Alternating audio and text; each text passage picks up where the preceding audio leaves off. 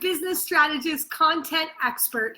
And on this Lunch with Lisa Live, I'm answering a common question that I got all week, which is, Lisa, I want to share my story, but what do I do if it's about someone who's still living?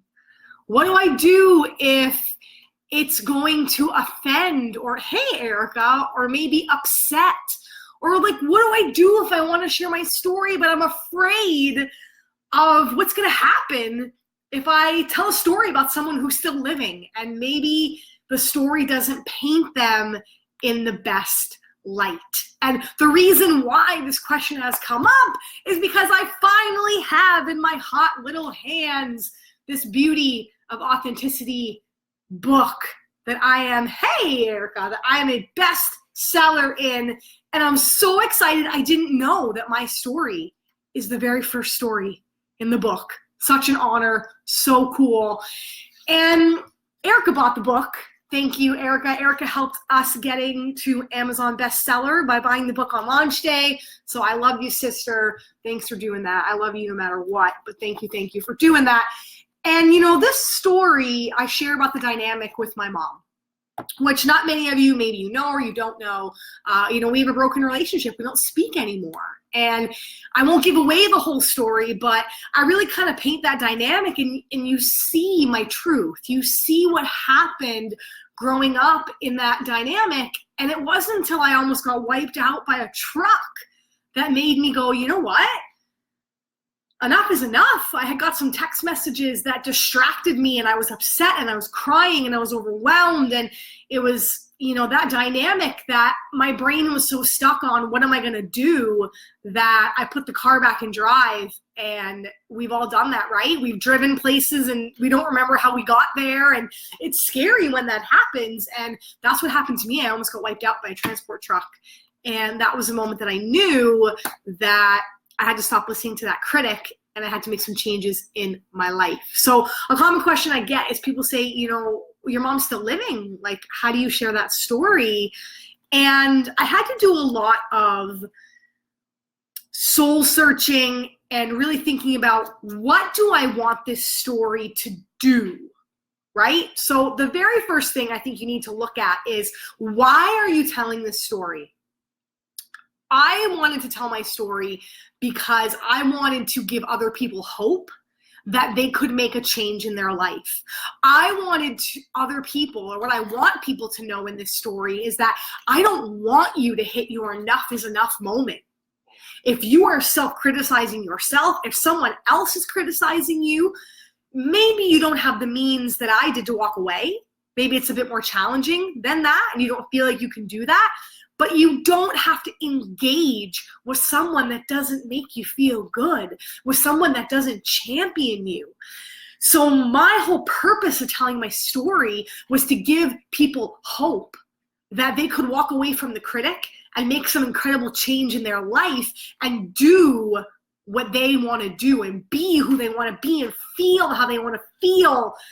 And that you are in charge of your happiness and your success and your destiny and whatever that is that you want. So the first question is, why do you want to share this story? And when I started digging into that, it made me realize that, what did I want to feed more? Did I want to feed the negativity and the ego of people who hurt me? Or do I want to feed actually, let me take that back. They didn't hurt me. Who I allowed hurt me, because I allowed that into my life. Did I want to feed that cycle?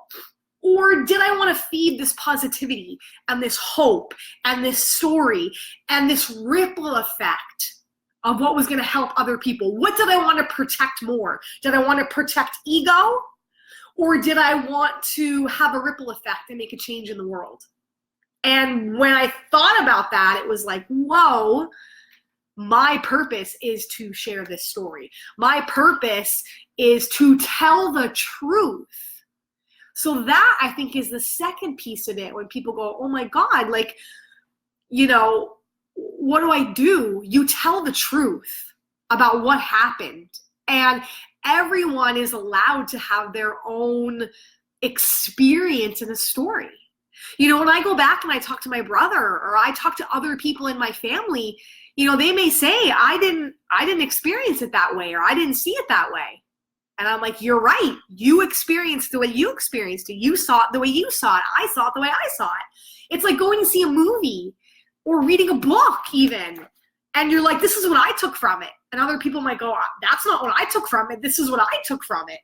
So we all have our own unique experience. When you want to share a story, your job is to tell the truth about what happened. And your job, number 3, is not to paint the picture to say this person is good, this person is bad, this is right, this is wrong.